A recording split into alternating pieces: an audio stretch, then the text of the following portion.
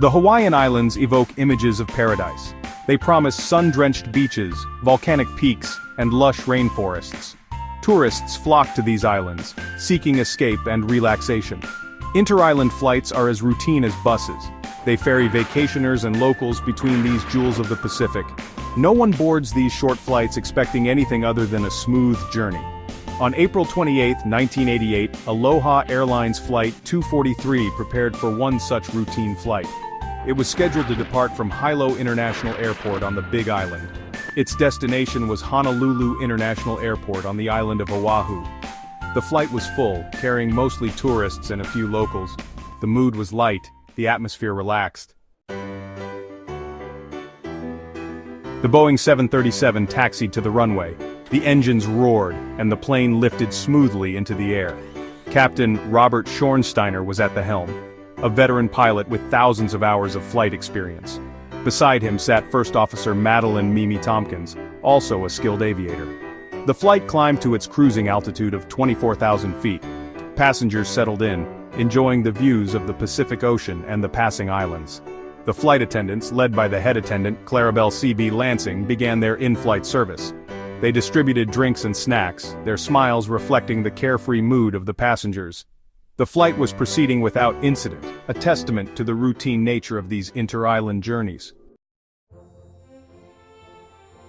Unbeknownst to the passengers and most of the crew, a small crack had developed on the exterior of the aircraft.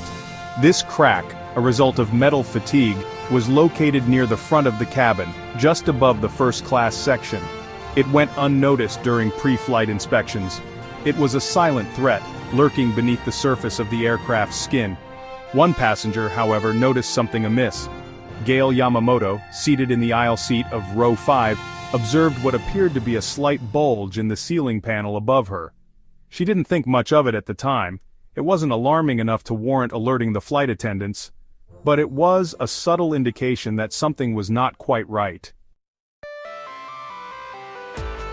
As Flight 243 approached the island of Maui, a loud bang echoed through the cabin. The small crack in the fuselage had suddenly ruptured.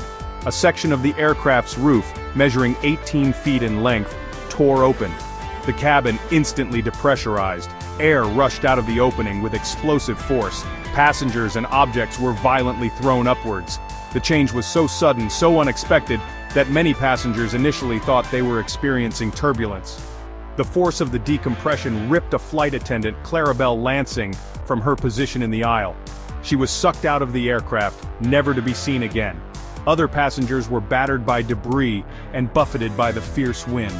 The once placid cabin was transformed into a scene of chaos and terror. Section 5. Chaos in the Clouds. The interior of the aircraft was a maelstrom of noise and confusion. Oxygen masks dropped from the ceiling. The roar of the wind was deafening. Passengers screamed, their voices lost in the tumult. Many were struggling to put on their oxygen masks, their movements hampered by the force of the wind. The sudden decompression caused the air inside the cabin to thin rapidly. The lack of oxygen, known as hypoxia, began to take its toll. Passengers experienced dizziness, confusion, and shortness of breath.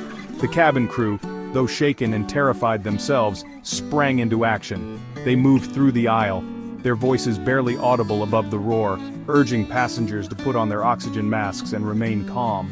But the situation was dire. The aircraft was uncontrollable, bucking wildly in the turbulent air that now ripped through the gaping hole in its roof. Amidst the chaos, one flight attendant's actions stood out.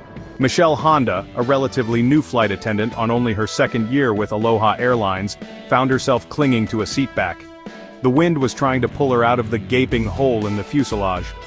She could see the blue sky and the ocean far below. Fear pulsed through her, but she refused to give in to it.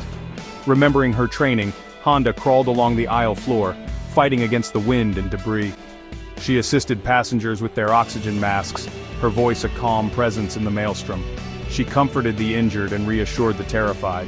Her actions, a testament to her courage and dedication, provided a beacon of hope in the midst of disaster. In the cockpit, the pilots were battling to regain control of the aircraft. The sudden decompression and structural failure had caused the plane to pitch violently.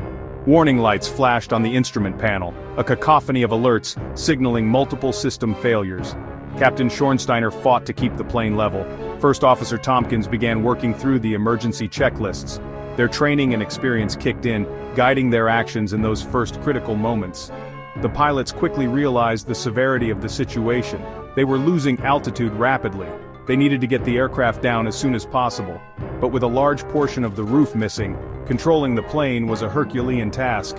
The wind resistance was immense, making it difficult to maintain airspeed and altitude. The pilots made the decision to attempt an emergency landing at Kahului Airport on the island of Maui.